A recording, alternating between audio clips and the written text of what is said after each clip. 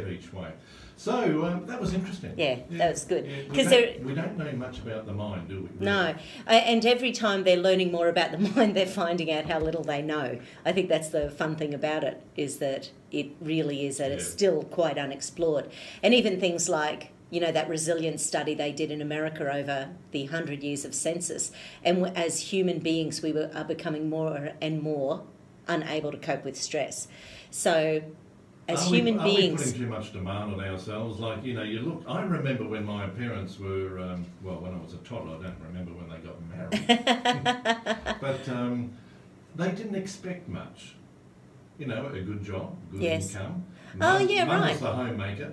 And the classic little 3-bedroom home was enough until you had 12 kids. That's right. Even then you'd triple them up in a room. One bathroom, one toilet, and they did not expect... Now, people get married, young people get married, and they want the brand new LCD TVs or LED TVs, and must have a bedroom for the little boy, must have a bedroom for the little girl. Yeah. Each child has their own bedroom. You don't really need that until they're about 10. No, it's very interesting. And, you know, because we're grand spanking new grandparents 8 weeks ago, you know, and we can't help ourselves but walking into... Oh, he's so beautiful. I'm not biased at all. Isn't it? Mums becoming grandmothers, they become very clucky. Oh, it's ridiculous. Possessive. It's ridiculous how proud you can feel of something you had absolutely nothing to do with. Now, I mentioned earlier, I dropped in and picked up those...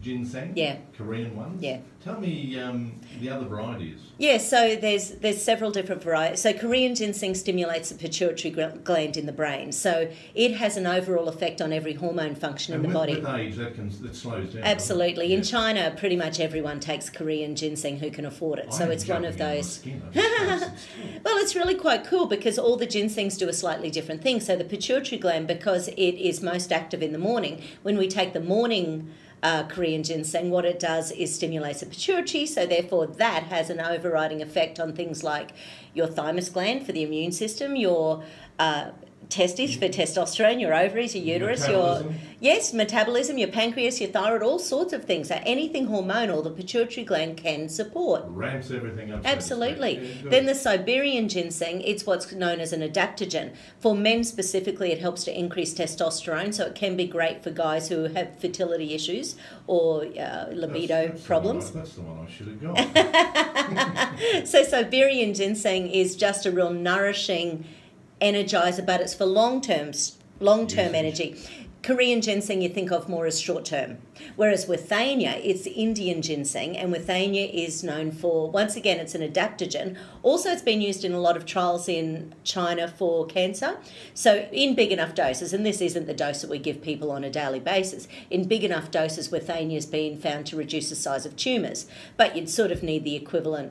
Well, you'd need lots. So of liquid herbs, you would need, say, 40 to 80 mils per day to get an anti-tumour. Tumours, I haven't heard any more. There was a big announcement in the media, I'd say nearly 12 months ago, where this berry that grows in the North Queensland rainforest was found to have some ingredient in it that shrinks tumours, but I've heard nothing more. I'm sure it'll be some sort, the burger met that you take. Yes. So basically there's a whole bunch of research, and I'm talking thousands of things around the world at the moment, talking about polyphenols and the benefits they have in the body. So polyphenols, which are in berries and a lot of brightly coloured fruit and veggies, which is why when they're talking anti-cancer diets, they're talking eat the colour of a rainbow. If you're just eating your white potatoes, your cauliflower and your bit of meat, you're not getting the colours of the rainbow. So you need to think about the colours you're eating every day. And I'm not talking food colourings either. No. So a packet of Jubes doesn't count. So what those polyphenols do is basically help to repair your DNA. So remember, with cancer, you have to damage your DNA in order to develop it.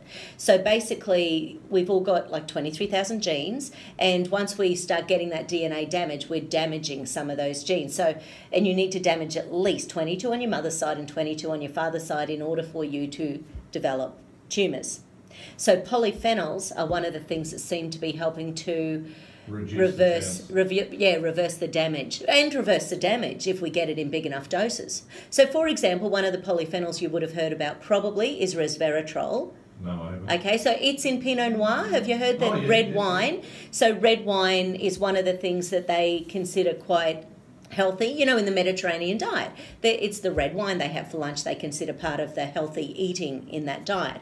So basically when you get in Pinot Noir, it's the resveratrol, and in Pinot Noir there's 10 times the amount of other red wines. So therefore, if I'm at a restaurant, I will always choose a Pinot rather than others, just because I figure, well, if I'm paying $12 a glass, I might as well. You may as well do some good otherwise. I'm terribly lucky I don't get headaches, but anyway, that's all good. So a Shiraz wouldn't have the... It doesn't have the same amount. No. And the reason being is that the way they grow the resveratrol, the Pinot, you know, you can imagine in Italy, up on the sides of the cliffs, you know, it's sort of, but it's rocky and it's gnarly and it's hard to grow.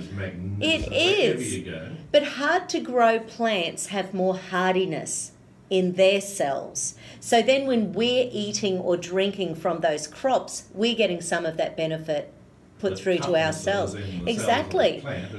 So part of that is Pinot. Now, we had Green Dean in a couple of weeks ago, and what he was talking about is that there's so much pesticides in the environment and that sort of thing. So once again, I'm fully aware that I should be drinking organic wine, and I don't. But it doesn't taste the same. Well, regardless, it's still better for us to do it if you can do it, because some of the headaches can be because of preservatives and things like that. So if you are someone who gets headaches and therefore you can never drink... Oh, no, it's definitely the quantity, not the... Anyway, so it's often the polyphenols. So thinking about that berry from North Queensland, my guess is that there will be research coming through, because there's research coming out all the time. Well, 90% of the time at home I have salads, which I will be doing again today because I've had a cancellation with lunch. So I won't be having no calamari for you. But it'll be salad again tonight, so and maybe a glass of red. But Pinot Noir, I don't think I've got at home. Yeah, I often, once I find one I like, I often buy them by the dozen. Well, I might as well. You get them for half price then, or, you know, close. Well, you go down to that big boy's toy shop, you know, the Yes, I know the one. Dan. Uncle Dan. It's amazing who you met there. Yeah. Friends you haven't seen He for must years. be related. He's Irish. Yeah. All righty. When we come back, we're going to talk about... Well, let's chat about the sort of processes we do at New Leaf for stress as well. So, you know, Helen's been talking about hypnotherapy and counselling. So we'll just chat a little bit about the type of supplements we might be able to use for people, and, you know, how else you can change the neurotransmitters in the body. Okay, we'll be back in a minute. It's 16 minutes away.